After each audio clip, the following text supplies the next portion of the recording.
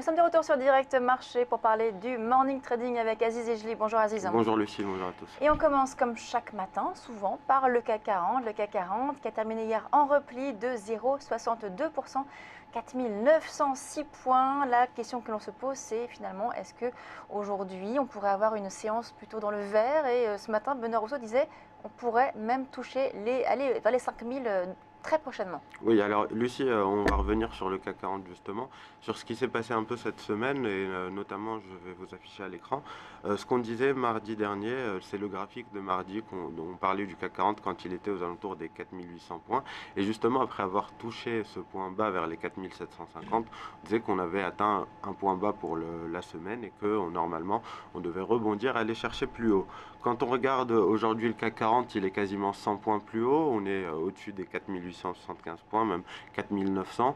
Vous voyez que la Banque Centrale Européenne, qui avait, à travers un membre de son directoire, pris la parole mardi pour rassurer les marchés suite aux attentats à Paris en disant qu'éventuellement elle serait prête à encore plus assouplir sa politique monétaire, ça avait juste propulsé le CAC 40 de plus de 2%.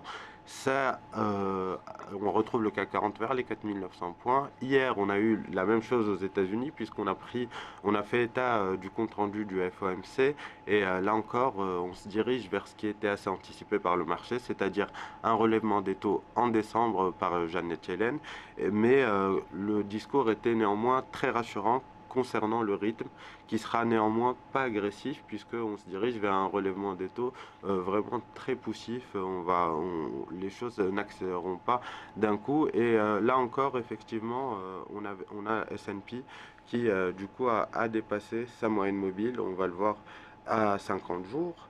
On a un S&P qui a dépassé les 2075 points notamment et hier on a eu une séance assez haussière puisqu'on a pris plus d'1,5%. Ça a été également en partie dû à Apple qui a eu une performance de plus de 3 et quelques pourcents puisque elle a bénéficié d'une note de Goldman Sachs qui disait que le titre pouvait encore prendre plus de 40% de sa valorisation actuelle.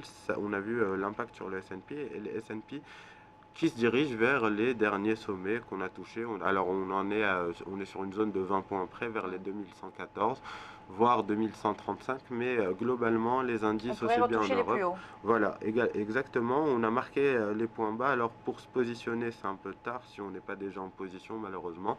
On a un niveau intraday vers les 2050 points sur un accès de faiblesse. Si on revient tester ce niveau, ça peut être éventuellement un point d'entrée pour se positionner, mais effectivement la tendance reste haussière, c'est ce qu'on disait depuis quelques semaines déjà, malgré la correction de la semaine dernière, la tendance haussière est toujours d'actualité, et là on est vraiment dans une configuration qui devrait nous ramener vers les plus hauts, les plus hauts du mois de mai qu'on avait touché vers les 2135 points, puisque les anticipations du marché ont été quasiment validées par les minutes hier du FOMC. Et on a eu également hier la décision de politique monétaire de la Banque du Japon, le maintien de sa politique monétaire, et ça a eu un impact positif d'ailleurs sur les marchés. Alors effectivement, la Banque du Japon a choisi de ne pas changer sa politique pour l'instant, qui est déjà très accommodante, je le souligne. Peut-être pour garder des cartouches en main en cas de situation économique plus inquiétante. On a vu le Japon en début de semaine tomber en récession pour le dernier trimestre.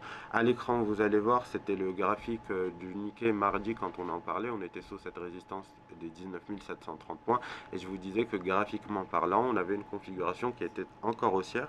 Et vous allez le voir justement suite à la décision de la politique monétaire, mais également en partie suite à l'effet contagion des marchés et donc aux bonnes nouvelles qu'on a aperçues aux États-Unis, le Nikkei a accéléré, il a refermé notamment ce gap du 24 août qui était encore ouvert, et vous le voyez, il ne reste plus qu'un trou à boucher, c'est le dernier gap qui était ouvert vers le 22-23 août. On se dirige vers un niveau horizontal des 20 070 points. Ça peut être un premier obstacle, mais si on a des marchés américains qui se dirigent vers leur plus haut, un CAC 40 qui continue de progresser, notamment si on passe au-dessus des 5010 points sur le CAC 40, on peut retrouver un Nikkei qui se dirige également vers ses sommets annuels, c'est-à-dire les 20 940 points. Merci Aziz pour ce morning trading. On marque une pause, on se retrouve tout de suite sur Direct Marché.